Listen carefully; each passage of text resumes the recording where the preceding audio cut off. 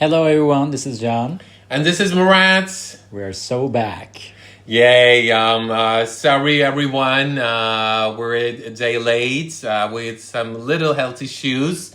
But we're back. And since we're a day late, we're going to roll in a very slightly different way. Yeah. So we're just fresh off the announcements of Hot 100's new charts. And yesterday we have the Billboard 200 charts. So it's going to be again a very exciting a couple of minutes. Exactly. The charts were announced like an hour ago. Or something. Yeah.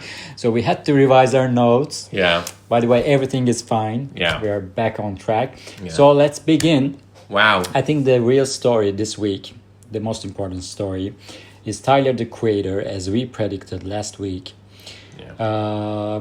He's, as predicted, number one on Billboard 200 with just 4 days of tracking. Yeah. That's very impressive. Yeah. Impressive, and not everyone can do that, by the way. Yeah. Yeah. No one is tapping his class, that's for sure. Just like his album. Yeah, nicely put. So he had 10 tracks on the album. I listened to the album, by the way, Yeah. and at the gym, I was at the gym. I didn't plan it, but I was there.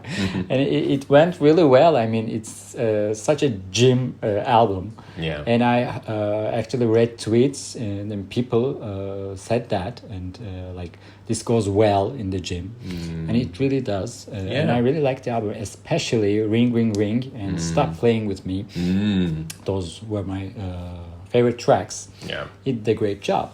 Yeah, I think it's definitely a summer album, and also I think it got some really rave reviews, ranging from Pitchfork and all the other classified sites. I think it got like 7.7 from Pitchfork, so I Yes, think that's it did. some very good review. For Pitchfork, it is. Yeah, definitely. I wonder what you think about where it really debuted number one on Billboard 200, but it didn't have the Hot 100's song dump, as to call it, in the way that maybe it should have been. Exactly. I mean, we were expecting all tracks of the album to debut on Hot 100, and they did. Actually. Probably they will, yeah. Yeah, they will. We'll see tomorrow, but as predicted, I mean, he accomplished that as well, just like his previous albums. But in this album, there's not a song that leads all the tracks, and there's not a hit song yet, because this was more like a surprise album. This feels more like a summer album because he already had a hit album. Not more than a year ago, with Chromacopia, which debuted with 300K. Wow, that's huge. And this album, almost doubling this one. Yeah, I mean, it's close to 200K. So everyone was expecting around those numbers, like 300K. But this time he couldn't do that. And I think that is because there isn't a hit song, and people are on vacation. They don't know that he has an album out. We didn't even know a week ago. So that's, I think, one of the reasons. It might have legs because it's a good album.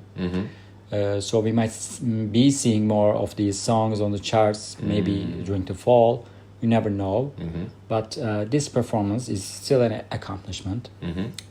So congrats to him. Yeah, I think that's an interesting perspective. Also, I think on the other hand, it started really well on the streaming platforms. I mean, for example, on Spotify, I mean, Big Po was like number one for 2 days straight, I think. On US Spotify, he was the top stream artist, just like he was back when Chromacopia was released. And I think he started with some really good streaming numbers. But I think he couldn't kind of hold that spot. And I think, in my humble opinion, when a new release song can hold on to that number one spot, it's generally because I think the upcoming song that would replace that song is too big to really keep that song in position. Yeah. So I think that was the case, I think, also in this place. I mean, the I agree. competition was a little too strong, yeah. Exactly. And there's, I think, another aspect to all this. I realized that in New Music Friday playlist on Spotify, Ring Ring Ring was featured, not Big Paul. And when I checked my release radar, it was Stop Playing With Me. So they're not just focusing on one track, but they're focusing on the album streams. For Big Paul to hold on to that number one position, they would have to focus on that and put that on New Music Friday. And not the other song. I think that is a strategy that they're aiming for. But I think also next week, I don't think we're going to see much of the songs from Don't Tap the Glass on Hot 100. No, I don't think we will. But next week, there aren't many releases. So it's going to be a bit of a bleak week. Speaking of...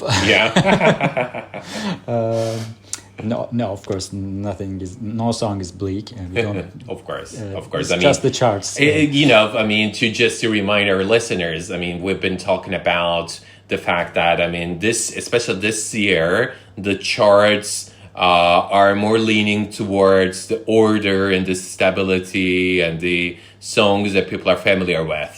Exactly. So people are returning to those songs as soon as they listen to the new songs. If they don't kind of have this sense of appealing to their ears, if they don't keep up with their playlists, then they go to those old songs immediately.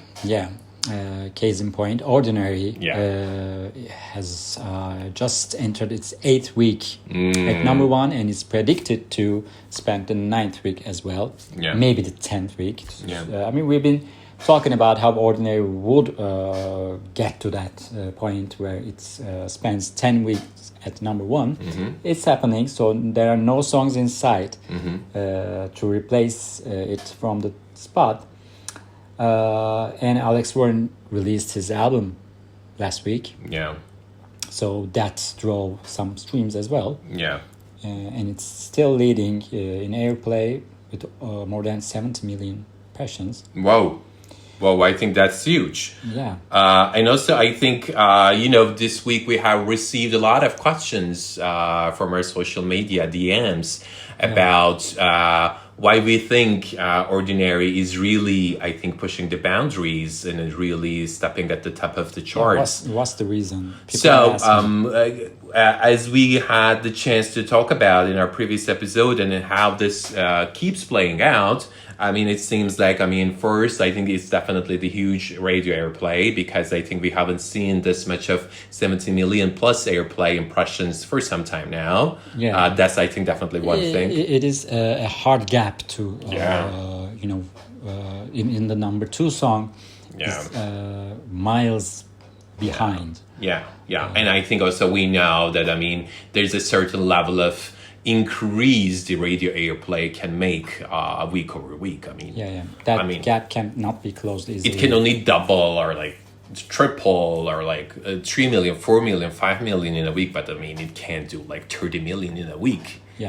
So that's kind of hard. You can have 30 million streams if a song goes viral, but you can't do that in radio. And people are asking on Twitter or X, what would happen to the charts if radio was excluded? And people are sharing tweets about because they're sick of the same songs and they're sick of the impact of radio. But I don't agree with this, because radio is important. Radio has been important. If it wouldn't be Billboard Hot 100, it wouldn't be a just chart without radio. So radio has to be there. Definitely. I think probably maybe that was what, I don't know, of course we don't know, but maybe that was what Drake was referring to in his Instagram stories, dissing Alex Warren with the rule changes and all that. I'm going to have the number one day or another. Yeah. And also Billboard wrote an article about that, Yes, that they yes. reached out to Drake reps, but they didn't get any reply. So I think What rule? yeah, but probably there is no rule change that Billboard is at least aware of. Yeah, Drake just wants that number one. Yeah, And he's just looking for a rule change or just an excuse. but I think, when you consider all of the rules, I think probably that's what he is referring to, right? Because that's the reason why he lost the number one position that week. So yeah, But if radio would play Drake, he wouldn't say that at all. that's another important way to look at it. Yes. So I think also, this year, especially starting this year, we have seen a lot of songs becoming viral on TikTok and then going really up and high on the charts. So I think Ordinary is one of them. I think also that's one of the reasons why Yes. Ordinary is still at the top of the charts. Because, Ordinary's strength doesn't only come from airplay, but also comes from the streaming part. It's still like around... It started like that. The radio was actually a bit late to catch up. Yeah, and Ordinary is still number 3 or number 4 on streaming songs chart. We count. So I think that's one thing. Probably by the time now, it's probably sizably playlisted. I think Ordinary. Yeah, probably a lot of playlists have Ordinary, and also I think, although I don't know, people might disagree with this, but I think it has a very catchy hook. It's so easy to keep in mind. It's so easy to keep listening to it. I remember Shazamming Ordinary in 3 different times. I couldn't keep it in my mind.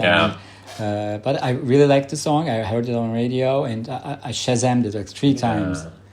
It is infectious, actually. Yeah. And it truly deserves all the success that it gets. Yes. Though Pitchfork, in their review of Alex's album, actually compared his music to Hozier, but a lesser version. And they gave like 5.5 or something like that. So they aren't fond of Alex and his sound, but I think he is just starting out.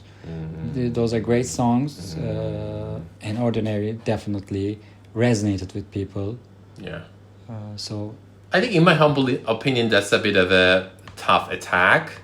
That's a bit of an understatement, because I think, though I catch the similarities and I can also understand why they're comparing Hozier and Alex Warren, because I see the similarities in sound, but I think still Alex Warren, I think, occupies a different space.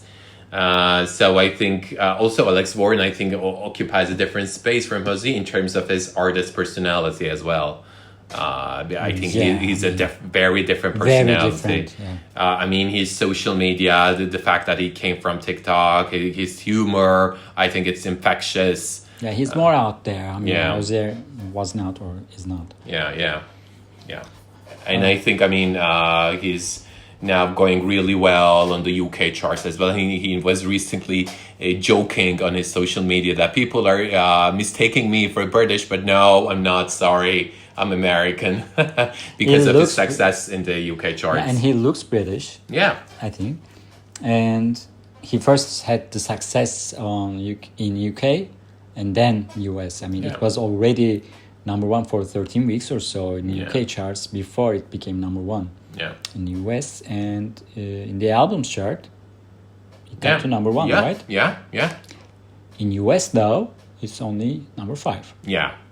So I think that's probably, I think, also a very interesting thing to look at, because, the week where Alex Warren's album came out, it had Tyler, the Creator. It was really, I think, a hell of a week. It was the second week of Travis Scott. Justin Bieber, Travis Scott, Morgan Wallen. A huge competition. Definitely. Chart titans all. Yeah. So it's expected. Yeah, it's expected. And these artists are not that strong in UK. Yeah. And I think, again, in my humble opinion, I think the strategy currently regarding Alex Warren doesn't seem to be much on the album. It's, I think, focusing more on the singles, like Ordinary and Eternity. Because, I don't think we have seen much of the talk of town around You'll Be Alright Kid versus what we have seen with Ordinary and Eternity. Even now, I think currently a lot of the focus is now on Eternity. That's the strategy that we've seen from Teddy Swims, Benson Boone. They are holding on to one song and don't care about the album or the other songs. Like, keep them at number 1 or top 10 as long as possible. That is the strategy. And I think we're going to be seeing Ordinary in the top 10 for quite some time, even 2026. Probably. Yeah. Probably. And also, I think Eternity, looking back at the last week's USA Spotify weekly charts, we see at number 4. So I think that's a good start. It is a good start. Yeah, it's a good start, but we'll see how it's going to hold out for this week, because I think it's not currently, by the looks of these past 2 or 3 days of tracking week, it doesn't seem that strong. But I think they will definitely try to push it, because I think Alex Warren also doesn't want to be a one-hit wonder, that's for sure. I don't think he's gonna be one. Yeah. Because he knows how to promote a single, he knows the socials. He's gonna try to make it happen again. He got Rose on one of his singles, so that is another great strategy on Rose's behalf as well. So let's talk about one other thing about Alex Warren. You guys won't believe this, and we couldn't either. He looked at our stories on Instagram. Thank you, Alex Warren, for really checking us and what we've been saying and talking about. If you're listening. It means so much to us. Because we definitely love the artistry and the diversity you bring. We were always rooting for Alex Warren from the start. So thank you, Alex. And also thank you to the UK official charts, because they were this week coming out and engaging with their social media posts. So it was a great week for Hits of Our Lives, guys, because we're these two entrepreneurs just doing this because we love, and it's so great to see that what the love that we pour into this job is kind of matched with the outside world. So thank you so much. Exactly. We were over the moon when we saw these and the likes from the official charts, and Alex Warren looking at our stories. We didn't expect that. So it definitely means a lot. So thank you. Okay, let's move on to Drake. We should talk about Drake. Why? So I think what we have seen this week with the second episode of the Iceman series that Drake called it, because the first song, What Did I Miss, was the first episode from his Iceman live collaboration series. This one, the Switch one, with the featuring Central C, was the second episode. So this was a surprise release as well. We didn't know. Just like the previous one. Exactly, with the same type of artwork. Visuals. But it didn't, I think, do as well as What Did I Miss? No, it did not. It wasn't even number 1 on US Spotify or global Spotify. So that's the first for Drake, and that is that's what we call an underperforming Drake song. And it fell to number 6 on its day 2. The second day. And now it's all the way up to number 16 on US Spotify as we speak, based on last day's numbers on US Spotify. So it seems not to be holding on in terms of streaming numbers. I think currently this release strategy and the songs that has been putting out doesn't seem to resonate as much as it did with his fan base. Though, of course, He was, of course, number one on US Apple Music, but Morgan Wallen's What I Want also dethroned him on number one. So I think that's also what we talked about, a few minutes ago. I mean, when these songs, old songs, so to speak, come and replace these newly released songs from their number one position, I think it talks about the longevity of these songs, right? I agree, and it's also about the song itself. I mean, this Which One is does not tell a story. I mean, we don't hear what we want to hear from Drake. He seems to be stuck in past and trying to prove himself or prove something to us. And that's what is not resonating with people. It seems desperate, at least to me. So he wants that number one, and it's like he's focused on charts, not the story. So that is actually a bit concerning. Because we've talked about how Drake had these multiple weeks number one with these songs that were hits. But now I don't think anyone's going to remember What Did I Miss or Which One. Both are now top 10 hits. Yeah. But we're not going to remember them. And he wants that number one no matter how many weeks it gets there. Yeah. It's just a desperate attempt, actually. What we loved about Drake was his storytelling. Yeah. The music. But now I don't think we see that. That's what I think brought him to the prominence and popularity back 5 or 6 years ago.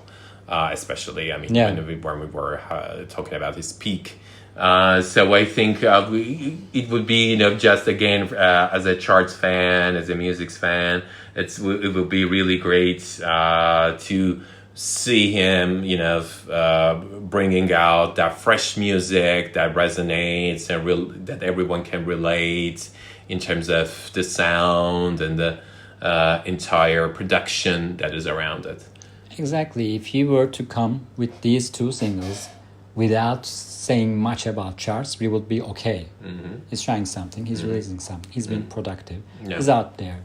But he focuses on charts so much that you think about the reason behind all these songs. So it doesn't feel authentic to him and to people as well. Because what he did put out on his Instagram stories for the Alex Warren Ordinary song, he also did that for Taylor Swift's Antihero back then. I remember that. So I think it's almost kind of something that is coming and every time someone blocks him from number one. So, of course, I mean, it might be a little joke and a little thing here and there, but I mean, when we keep seeing this, it doesn't sound like a joke at some point. And we'll see. People aren't being there for him anymore. I mean, imagine Kendrick being so obsessed with charts. I mean, people aren't looking for that. People are looking for stories. People are looking for good music. Probably everyone is, of course, considering the charts. People are, of course, looking at it. But I mean, there is a certain, I think, way you may call it chart ethics. You may call it the way you publicize it. I mean, they don't attack another artist for their success. You don't do that. I think that's that should kind of be a line right there. Like what Alex Warren said when people, especially Sabrina Carpenter fans, attacked him on social media with Ordinary when Man Child was looking for number one. That was unnecessary as well. We're probably going to see a lot of these chart wars moving forward. That's for sure. It never ends. So let's talk about Demons. I think we should, because I mean that soundtrack and that's so golden, and of course probably all of the songs in the soundtrack I think deserves a huge round of applause, and I think also bigger than the applause they got in each week before, because I think in each week they go gaining. bigger and bigger. Yeah. I mean, this is something that I believe we've not experienced in such a long time. And from a soundtrack perspective, this is something that we have never seen from a total album equivalent units perspective. Yeah. This is the first soundtrack album that has gained units in its second week, in its third week, in its fourth week, in its fifth week. Oh my God. There's no end inside, it seems so. Yeah. And I think they're releasing vinyls. Yeah. Is that right? Yeah, golden 7-inch vinyls, your idol 7-inch vinyls. So I think they're also now going for that Billboard Hot 100 #1 that has been, I think, a little elusive for them, seemingly, until now. But I think if, based on that shipment date of vinyls, I think they can definitely have some chance at it. And probably... They're going for it, it seems so. Yeah. Because the gap isn't that large, actually. Yeah. So it can be closed. Yeah. With some help from physicals. And of course, radio. I mean, radio is non-existent. Yeah. It's around, was it around like 3 million or so? Yeah, it's doubled, but I think, just doubled up to 3 million. Like. Yeah. I mean, comparing to Alex's 70 million. 70 million. So yeah, I think they definitely... That gap should be closed with something else, maybe. Yeah, that they definitely need some airplay, they need some physicals, and maybe they need some even higher streaming, etc. That's for sure. But yeah, I think it's definitely interesting times. And again, as the charts fan, it is so fresh. It is so fresh to see a song gaining viral momentum each week after week. Right? Exactly. What do you think? I mean, of course, it is so exciting, especially in this state of the charts and what we've been talking about for months. It's also exciting that it's the album is having 4 songs in the top 20. Yeah. And that is actually only a few soundtracks have made that happen. And these soundtracks are actually... legendary soundtracks like Footloose, Purple Rain, Dirty Dancing, Waiting to Exhale, The Bodyguard. Also, they all had 3 or 4 hits in the top 20.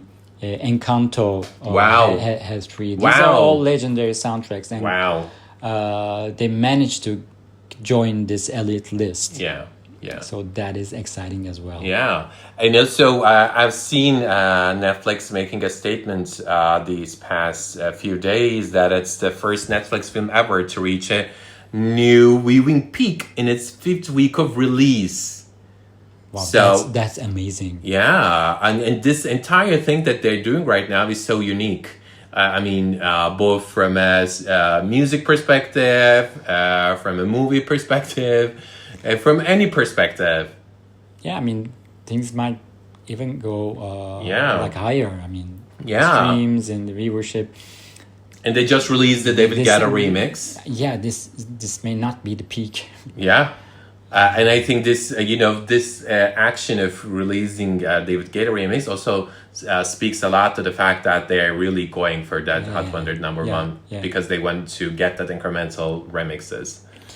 I mean, Alex Warren's Ordinary is leading this Song of the Summer chart at the moment. Yeah. And probably it's going to take the crown. But yeah. I think the real Song of the Summer could be Golden. Yeah. I think it looks so based on this viability that it gained. Yeah. Yeah. Okay, let's move on. Wow. To saying goodbye to a legend. Oh, that's a little morose. Yeah, I mean, as you guys may have heard, Ozzy Osbourne has passed away. And his tracks, some of his tracks are predicted to chart inside the top 50 on Billboard Hot 100. Yeah. Following his passing, Crazy Train, Mama, I'm Coming Home. I think those are the 2 that are expected to chart. Yeah. Rest in peace, Ozzy. He was definitely a legend, and he is, I think, definitely changed the culture I think he has some really big impact on the culture in general. I such think an icon. he was bigger than music, I think. Yeah, his personality, yeah. his music. Yeah, exactly. So his rest in family. peace. Rest in peace, definitely. Also one of the other things that, when we talked about culture, from that perspective, let's go to, I think maybe another perspective, this time a culture of paparazzi, let's say. I mean, this week also, I think we've witnessed a paparazzi incident also really impacting the charts. Yeah. With what happened at the Coldplay concert. I mean, everybody is talking about that at the moment. Yeah. It's become one of the most popular memes now. Yeah. So that was expected. I think it also got a little out of hand, I think, at this point. Yeah, I mean, the state of the world isn't the best at the moment, and people are looking for something to have fun with, and this thing got out of hand. Yeah. And, well, of course, there's a sad story behind it. Yeah. But the way it was... I think it was blown out of proportions. It's a bit funny, of course. The incident itself is interesting, of course. Of That's course, why people focused on it so much. But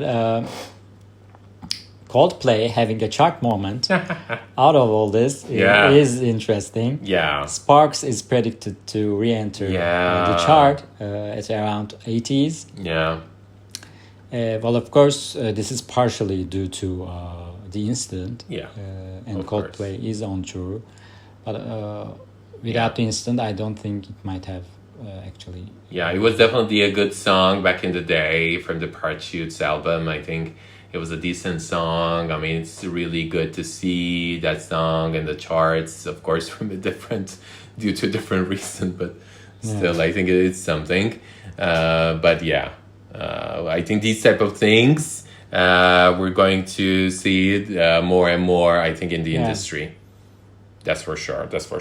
Also, I think one of the other interesting things, now that we're talking about all of the interesting things, also one of the things that we might call as maybe hoolies, So guys, for those of us who are new to our podcast, we call these little kind of maybe we can call as goofy, or maybe little things that are a little surprising, a little unexpected, a little scandalous sometimes. All in different categories. We call them a hoolie. So some hoolie that happened is this American electronic music group, Pixel Grip, just did a tweet, right? Yeah. The tweet says that our song was sampled by one of the biggest artists in the world, and it went number one, whatever. Wow. So, and then they say that genuinely, what good is congratulations without credit? Just run me my bag at this point. Whoa, huge. So I mean, what are they talking about? So they're basically talking about the fact that Travis Scott's this Pixar Grips per state was sampled in Travis Scott's Kick Out on Jack Boys 2, which as we know, which debuted at number 1 on Billboard 200. Yes, it did. So what they're complaining is that the sample was initially uncleared, and after the complaints of Pixar Grip, they went on and the label cleared it, and they're now, I think, compensating the band. Wow. I mean, the way they went with the release and only trying to compensate after this tweet. Yeah. I'm kind of surprised because, I mean, I don't know, is it a mishap? Is it did the label miss it? Did Travis Scott miss it? Because, I mean, Travis Scott has been in the industry for so long, and I think he's also has a very good relationship with probably everyone else in the industry. So I think let alone Travis Scott, the label should know who to give credit for because they sampled Yeah, it. they obviously know how Yeah. this works. Yeah. But they wanted to release the album at this time, maybe to get that number one. So they didn't want to wait because these clearance things actually takes a lot of time.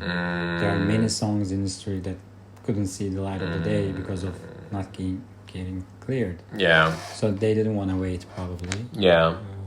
And they're right about tweeting about this. Yeah, I'm glad they did. Yeah. I'm glad they did. Wow. So I think that's definitely a huge week of new chart things and Yeah, it new is definitely happenings. an interesting week, and Yeah. we're gonna see more interesting stuff, but not next week maybe because this week's releases were all nice songs, but they don't seem to be getting to the top highs of the Hot 100. Only Luke Combs, Back in the Saddle, is projected to debut within the top 30. Chris Brown is back with Bryson Tiller on It Depends. And Somber is back with another song which features Edison Ray in the video. 12 to 12. It's a nice song. Yeah, Did you like it? It is. I think it's a great song, and I think it's definitely a new sound for Somber. I love how he is experimenting. A bit dancey. Yeah. Yeah, I liked it too. Yeah. He has released 4 songs now. I think. Yeah. All of them are good. I mean, that's definitely, gonna be a great definitely, album. I think. And this video was his highest YouTube debut. So he's also still out kind of recording himself, let's say. Yeah. I think the album is gonna be released soon, right? He teased it, but he doesn't want to say anything, he said. Okay. So we don't know when it will come, but I think it will come at some point. Yeah. Excited. Yeah. So as we're talking about new releases, Mariah Carey is back with Sugar Sweet featuring Kehlani and Shensia, which is a nice summary track. Wow. And it's very catchy. Wow. I liked it. But we don't know the strategy behind this song because she just really actually announced her new album, which is going to be released September 26th. Here for It All. Wow.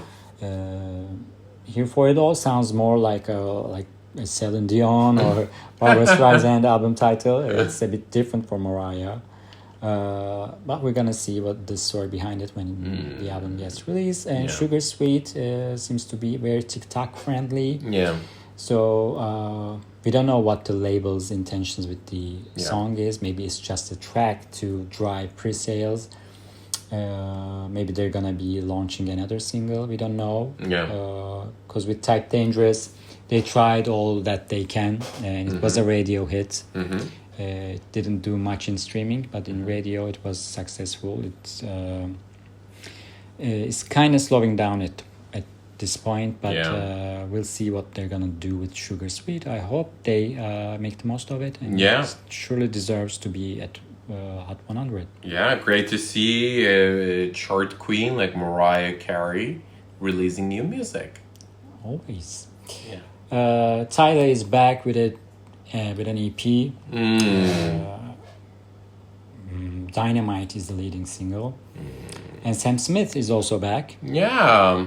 Wow, that's been I think some time, and also I think it's been some time that he has been out of the radar. So. I think it will be different to see him back in action. Yeah, we missed him too. So, I think it's time to wrap it up. Yeah, that's definitely was great to catch up with you guys. Sorry for the 1 day delay, but we'll definitely go back to our usual hours. We are fine. Yeah. So, see you next week. See you.